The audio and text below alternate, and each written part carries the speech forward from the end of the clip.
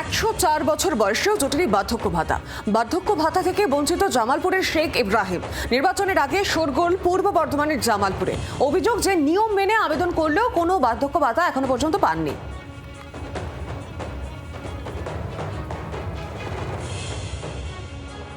ভাতা পান ভাতা ভাতটা পানি খালি বলে আবার এই বুড়ো আঙুলের ছাপ নেই নাকি এই সময় তো আমার বুড়ো আঙুলের ছাপ নেই আছে আমি তো আছি।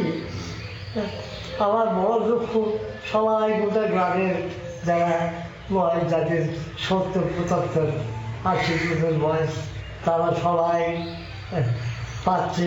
সরকার আমাকে কিছুই দিল না। আপনার বাবা শেখ ইব্রাহিম কোনো বৃদ্ধ ভাতা বা অন্য কোনো ভাতা পান? না না, বৃদ্ধ ভাতা পান না। কেন আবেদন করেছিলেন?